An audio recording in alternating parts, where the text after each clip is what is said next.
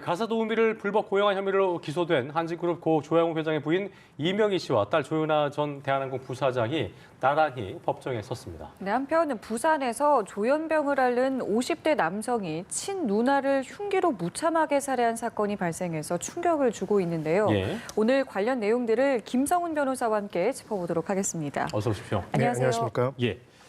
자, 말씀드린 대로 고 조양호 회장의 부인이죠. 이명희 씨와 딸 조윤아 씨가 오늘 재판을 받기 위해서 법정에 섰습니다. 일단 필리핀 여성 11명을 가사 도우미로 불법 고용한 혐의 용어를 네. 받고 있는 거죠. 또 네, 어떤 내용인지 좀 맞습니다. 정리해 주시죠. 예. 네, 출입국관리법에 따르면은 이제 체류 자격, 취업할 수 있는 활동할 수 있는 체류 자격이 없는 사람을 고용한 경우에 예. 이제 처벌을 하도록 되어 있습니다. 그 출입국관리법 제 94조에 따라서 처벌을 하게 되어 있는데요.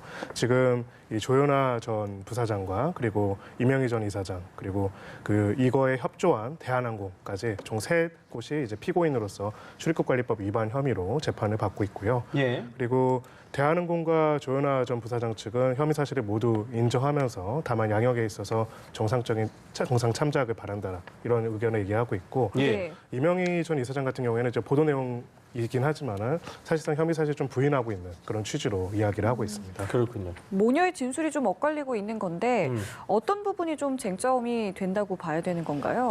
네, 지금 말씀드린 것처럼 조윤아 전 부사장과 대한항공 같은 경우에는 혐의 예. 사실을 다 인정을 하고 있기 때문에요. 예. 유무죄 판단에 있어서는 별다른 법률적인 쟁점이 없는 상황입니다. 다만 이제 얼만큼 적극적으로 불법 사실을 인지하면서 지시했는가에 대한 형의 양정에 있어서의 차이는 있을 수 있고요. 네. 또 어차피 지금 검찰의 구형량도 벌금형으로 처음에 약식 기소를 했고 구형량도 벌금형이기 때문에 크게 문제는 안 될 것 같습니다. 예. 다만 이 전 이사장 같은 경우에는 네. 자신은 이게 불법인지를 몰랐고 불법적인 걸 하라고 자기가 적극적으로 지시한 것도 아니다라고 이야기를 하고 있는데요. 변호인 쪽에서는 이거를 일종의 고의가 없었다, 범위가 없었다 주장할 수도 있지만은 외견상 봤을 때는 네. 이 법률의 부지라는 주장을 하는 것 같습니다. 법률의 부지라는 거는 어떤 사람들이 어떤 위반 행위를 한 다음에 난 그런 법이 있는지 몰랐고 이게 불법인지를 몰랐다라고 얘기를 하는 건데요. 이것이 만약에 법률의 부지라고 하면은 법률적으로는 유무죄 판단에 영향을 미치지는 않습니다. 모르는 것이라고 하더라도 위반 사실이 맞고 그 행위를 한 근데 양형에 것이라면 좀 감형 사유가 되나요? 그러면요? 일부 될 수 있는 부분이 있는 거고요. 예, 근데 기본적으로는 유무죄 판단에는 그 영향이 미치지 않는 사유라고 보실 수 있습니다. 근데 뭐 관계상 딸은 알았는데 엄마가 몰랐다는 것도 좀 석연치 않긴 하고요. 네, 뭐 예. 사실 몰랐다는 진술이니까 일관되면 모르겠는데 그쵸. 다르기 때문에 제가 몰랐다는 개념이 결과적으로는 출입국관리법에 위반되는 건지 몰랐다 이런 취지인데 출입국관리법에 대한 조항을 정확히 인지를 못했다 하더라도 이렇게 외국인을 고용하는 데 있어서 일정한 절차가 필요하다는 부분에 대해서는 인지가 될 필요가 있고요. 예. 무엇보다도 또 회사가 어떤 사적인 소유물이 아니지 않습니까? 네. 예, 그 뭐 회사와의 공식적 비공식적인 관계를 이용해서 어떻게 보면 이게 피고인으로서 대한항공도 처벌을 받게 되어 있거든요.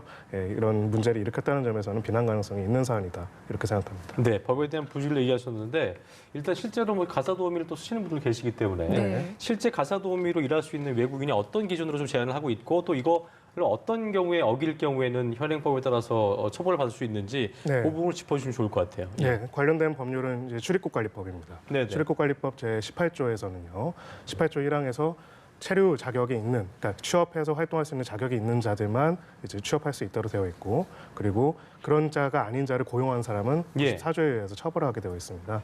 이 가사도우미 같은 경우에는 재외동포의 경우에 F2 비자라고 해서요, H2 방문 취업 비자나 재외동포 비자로서는 할 수가 있지만 일을 할 수 있는 경우죠. 그렇죠. 이게. 예, 그렇죠. 근데 재외동포가 아닌 경우에는 F2 거주 비자나 영주 비자, 결혼 이민이 아닌 경우에는 원칙적으로는 가사 도우미 일을 할 수가 없습니다. 그러니까 예를 들어서 지금 필리핀 여성이 문제가 됐다면은 네, 예. 필리핀 분 같은 경우에는 영주권이 있거나 예. 아니면은 거주할 수 있는 F2 비자가 있거나 아니면 결혼 이민으로서 자격이 인정되는 경우가 아니면 원칙적으로는 다 불법이라고 볼 수가 있고 이런 경우에는 이제 말씀드린 출입국관리법 94조에 따라 가지고 네. 3년 이하의 징역이나 2천만 원 이하의 벌금에 처해질 수도 있습니다. 그렇군요. 예. 일단 그 도우미의 비자 확인을 하는 게 중요하겠네요. 네, 뭐 어떻게 보면 역으로 추적해 볼 수도 있는 게요. 그렇죠. 왜 굳이 이렇게 간단하게 합법적으로 할 수 있는 일을 대한항공 회사를 통해 가지고 이렇게 했을까를 오히려 역으로 생각해 볼 수가 있겠죠. 그렇죠. 현실적으로는 필리핀 국적의 분을 가사 도우미로 쓰는 게 굉장히 거의 불가능하게 되어 있기 때문에 어떻게 보면 회사를 이용했다라고 볼 수도 있지 않나 그렇겠네요. 그렇게 예. 생각합니다. 예.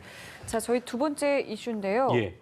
부산에서 일어난 일입니다. 한 안타깝습니다. 50대 네. 남성이요. 예. 흉기로 친 누나를 살해했다라는 내용인데 먼저 이 사건이 어떻게 좀 일어난 건지도 짚어볼까요? 네. 뭐 피의자로 일단은 호칭을 하겠습니다. 예. 이 피의자 서 씨는 지난 30년 동안 조현병을 알아온 사람이고요. 그리고 4차례 강제 입원한 전력이 있는 사람이었고 예. 사실상 이번에 이제 피해자가 된 서 씨, 친누나가 돌봐왔던 그런 사람이었습니다. 근데 이제 다른 지방에서 살지만 동생을 돌보기 위해서 이제 예. 내방을 했다가 이제 예. 살해를 당한 걸로 추정이 되고요.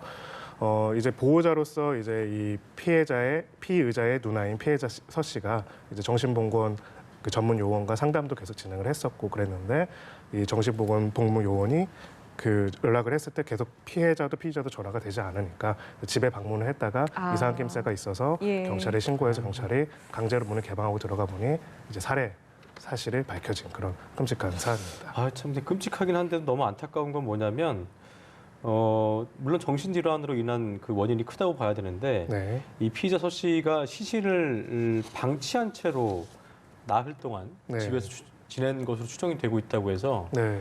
어떻게 보면 이렇게 지금 30년 동안 조현병을 앓았기 때문에 굉장히 중병이라 할 수 있는 상태고 네. 그 상황이 얼마나 끔찍했을까 안타깝을까 싶은 생각이 들더라고요. 네, 맞습니다. 또 어떻게 보면은 가족 중에 유일한 보호자 그렇지 그렇죠. 않습니까? 사실 이번 사안뿐만 아니라 근래 이런 사안들이 계속 반복돼서 벌어졌죠. 네. 이제 기존에 우리나라의 강제 입원 절차와 제도에 대한 문제점 제기들도 있었고 그렇죠. 네, 네. 또 현재도 이제 문제 제기들이 되고 있는데 음. 지금 강제 입원 절차의 요건이 굉장히 엄격해진 법률적 개정이 2017년도에 있었습니다. 또 17년에 있었거든요. 네. 그때. 예. 구 정신보건법이 있었고요. 정신보건법에 따르면은 강제 입원 절차나 요건이 지금보다는 굉장히 완화되어 있었고 그러다 보니까 저희가 통계적으로는 구 정신보건법 상에서는 2015년 16년도에 전체 입원 환자 중에 약 60%가 비자의에 의한 입원이었습니다. 예. 근데 이제 정신건강복지법이 2017년 5월달에 시행이 되면서 예. 현재는 약 60% 정도는 자의에 의한 입원이고요. 비자의에 의한 입원은 이제 37% 이하로 떨어졌습니다. 그렇군요. 네, 네. 그래서 전체적으로 강제 입원 비율과 이제 비자의의 입원이 낮아졌는데 문제는 그렇다면은 이렇게 입원을 병원을 벗어나서 하는 경우에 우리가 사회와 아니면 우리의 보건 시스템이 제대로 예, 치료를 맞습니다. 하고 있는가 네. 게 문제인데 예. 사실상 그런 것들에 대해서는 공백이 발생을 하면서 예. 어떻게 보면은 가족과 지역 사회가 이 부담을 그대로 떠안게 그렇죠. 되는 그런 그렇죠. 구조가 되지 않았나. 그러니까 말씀해 주신 것처럼 이게 절대로 남용돼서도 안 되고 악용돼서도 안 되지만 또 이렇게 사각지대가 발생하는 부분에 그렇죠. 대해서도 저희가 고민을 해봐야 되는데 사법 입원제를 도입해야 된다라는 목소리도 나오고 있는데요. 일단 이게 어떤 제도인지부터 좀 짚어주실까요? 네, 사법 입원제라는 거는 그러니까 예. 지금 이제 정신과 전문의 분들도 굉장히 부담을 느끼는 부분이 있는 게요. 그러니까 입원 여부에 대한 판단을 정신과 전문의의 의사에 따르도록 되어 있는데 사실 정신보건법에서 정신보건복지법으로 개정되는 와중에는 예. 바로 이 전문의의 판단에 대한 어떻게 보면 일종의 불신이 담겨 있었습니다. 크게 3가지 요건이 엄격해졌는데요. 예. 이제 입원을 동의할 수 있는 보호자의 요건이 굉장히 축소가 되었고 그리고 입원의 요건이 치료의 필요성뿐만 아니라 자해와 타해의 위험성이 있는 경우까지 있어야만 되는 걸 보였고 또 정신과 전문의 2명 이상의 이제 동의가 필요하다라고 했습니다. 굉장히 이게 어려워졌고요. 그래서 이제 정신과 전문의의 의료계에서는 이야기를 하는 것이 예. 입원에 대한 정신적인 감정은 전문의가 할 수가 있지만 지금 네. 굉장히 여러 가지 법률적, 행정적 부담감을 가지고 있는 상황이기 때문에 입원에 대한 정신 감정은 의사들이 하더라도 입원 여부에 대한 판단은 사법 혹은 준사법적인 기관이 공정한 절차에 의해서 하도록 해달라라는 그런 요구가 있는 것입니다. 그렇군요. 예, 지금은 사실상 어떻게 보면 잘못된 입원에 대한 위험성을 정신과 전문의 쪽이 오로지 부담하게 되는 위험성이 있기 때문에 예. 오히려 이 부분들이 제대로 이루어지지 못하고 있다라는 의견들이 있는 것이죠. 그렇군요. 저희가 아까 뉴스로도 보도를 해드렸습니다만 범정부 차원의 대책을 또 이 강력범죄가 이제 정신질환자에 의한 강력범죄가 최근 들어서 또 뉴스를 통해서 보도가 됐기 때문에 범정부 차원의 대책을 세우기로 했다고 하는데 변호사님 보실 때는 실제적으로 일본 정부 차원의 대책이 필요할 것이고 어떤 실효성이 좀 있을 만한 대책이 필요하다고 좀 보시는지 듣고 싶네요. 네, 사실 이 정신보건 분야에 관해서는 우리의 정책이 약간은 정반 합의 과정에 있지 않나라고 생각을 합니다. 그러니까 한국의 경우에 다른 나라에 비해서 강제 입원율이 굉장히 높은 편이고요. 약 60% 이상이 됐었고 예. 그리고 다른 선진국들이 한 15% 이하의 강제 입원율을 가지고 그렇군요. 있다는 예. 강제 입원율이 높은 편이어서 이 입원 과정에서 정말 이제 가족들이 어떤 상속 분쟁에 동원해가지고 강제 입원하는 그런 사례들이 발생하다 예. 보니까 이제 입원한 환자의 인권을 보호하자는 차원에서 정신보건 복지법으로 이제 개정이 돼서 절차가 엄격해졌습니다.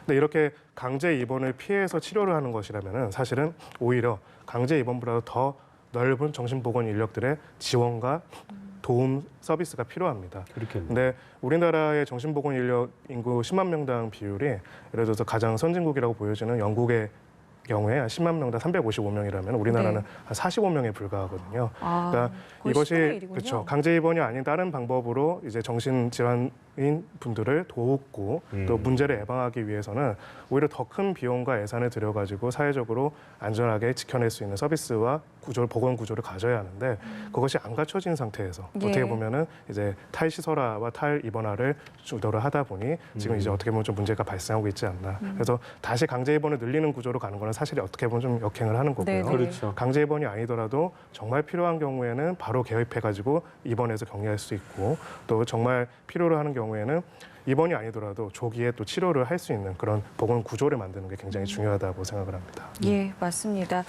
자, 저희 마지막 이슈인데요. 네. 이런 일이 있었습니다. 알몸으로 소화기 난동을 부린 뒤에 도망친 여성으로 추정되는 시신이 발견됐다라는 내용인데 저희가 지금 문장으로 봐서는 이걸 어떻게 좀 이해를 해야 되는지 네, 싶거든요. 그렇네요. 이걸 좀 내용을 좀 정리를 해볼까요? 네, 뭐 그 최근에 심야에서 부산 도심 한 건물에서 이제 알몸으로 어떤 여성분이 소화기를 막 난사하다가 예. 그래서 뭐 주민들도 놀라서 대피를 하고 네네. 그러다가 이제 사라진 사실이 있죠. 도대체 예. 그 경위나 배경에 대해서도 전혀 이제 인지가 안 된 상태였는데 네네. 최근에 또 이분으로 추정되시는 분이 돌아가신 채로 발견이 됐다라는 뉴스가 떴습니다. 지금 저 화면인 거죠? 네, 그렇습니다. 예. 사실 뭐 문장으로 봐도 화면으로 봐도 어떤 상황인지 저희가 사실은 보고도 지금 사실 좀 네. 믿기지가 않는 상황이긴 네, 하거든요. 이해는 되지 않는데 예. 다만 바라는 부분은 이제 이것을 이 분이 스스로 목숨을 끊은 것으로 추정이 됐고 뭐 이 그러니까 타살의 소화기로 흔적이라는 건 나온 게 아닌 거죠. 뭐 그렇게 추정이 된다고 하는데요. 추정이 되는 일단은 거죠, 현재까지는. 그런 상황에서 이 사건이 종결될 수도 있겠지만은 그 배경과 경위에 대해서 조금 더 심층 수사가 있으면 좋겠지 않나라는 생각이 듭니다. 예. 그러니까 혹시 이제 저 여성분이 어떤 범죄 피해에 연루가 됐을 가능성이 있는지 혹은 반대로 어떤 약물적인 문제가 있을 수 있는지 예. 그런 스스로를 배경까지도 좀 통제할 수 없었던 상황이 아닐까라는 추정을 해볼 수 있잖아요. 그러니까 그렇죠. 예. 그런 부분에 대한 어떤 정확한 모니터링이 좀 필요하다 말씀이신 거죠. 네, 그렇습니다. 그래서 단순하게 그냥 그 소화기 난동을 부린 사람이 스스로 목숨을 끊었다라고 종결되기보다는 논란을 그- 끊을 건 아닌 것 같고요. 그렇죠. 그 네, 배경이나 그런 이제 일이 신원이 있었는 확인될 거죠. 테니까요. 예. 그 토대에서 혹시 더 큰 범죄나 그런 문제점들은 없는지를 좀 파악해보는 노력이 필요하지 않을까 그렇게 생각합니다. 예, 알겠습니다. 지금까지 김성훈 변호사와 함께 사건 사고 이슈들을 자세히 짚어봤습니다. 오늘 말씀 고맙습니다. 네, 감사합니다.